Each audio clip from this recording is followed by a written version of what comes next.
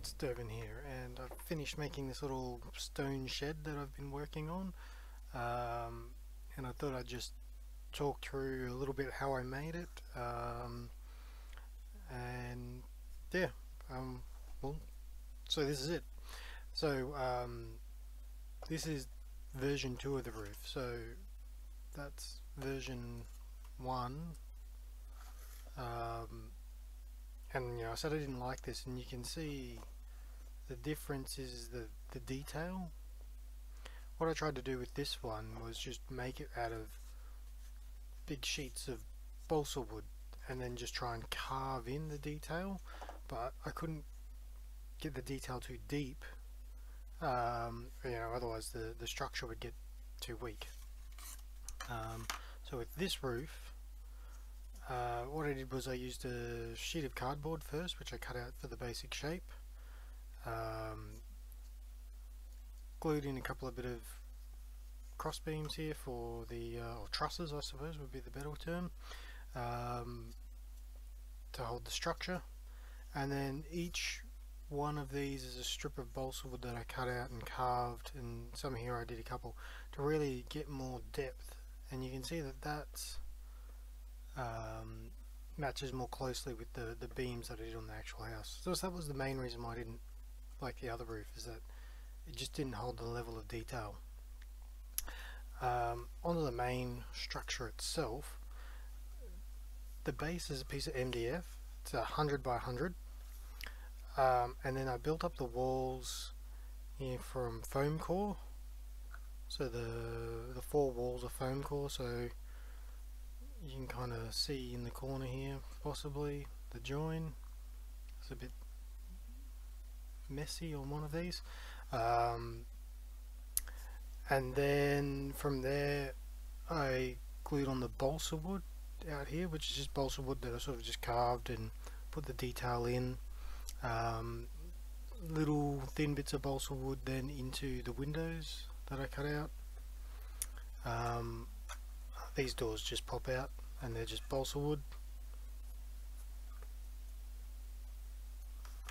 and you can kind of probably can you see that? No, it's too dark, but if you could actually see inside the doors,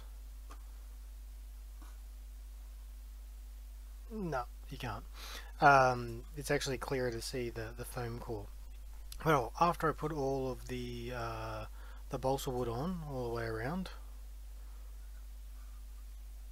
to get that structure, the actual brick texture is just DAS, air drying clay, which I started off actually all the way around the bottom first. I put a thicker layer so you can see that it steps out a little. I put that all the way around and I did those bricks, and I just had my sculpting tool and I carved them out. A bit of PVA glue along the foam core and then pushed that on and then shaped it, and then each of these sections here is that I pushed in the PVA glue down, pushed in the air drying clay, and then just with a little sculpting tool carved it out. And you can see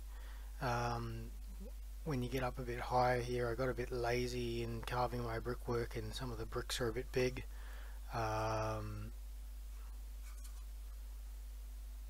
Happened on this side as well. That's alright. Inside was just a bit of I think it was a bit of plaster and PVA glue mixed together just to give a bit of texture. That went down the floor as well. I was trying to go for this what do you call it, like the hay, the sort of the hay swept floors. So that's just bits of an old mat shredded up and mixed in with some of the PVA glue and the plaster to sort of get that texture. It's a bit too rough. If we look through the door, you can see that it's a bit too rough, but I mean, it just sits inside okay, quite well, and I'll stop waving that around at you. and it's not bad.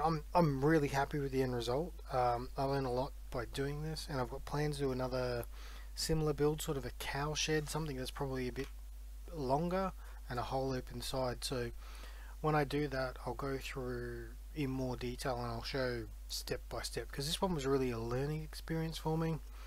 I haven't done a building this way before, so I just wanted to work my way through it.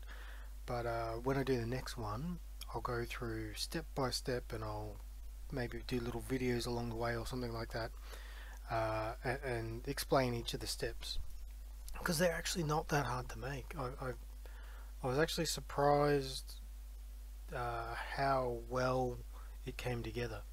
So there it is. I'm really happy with it.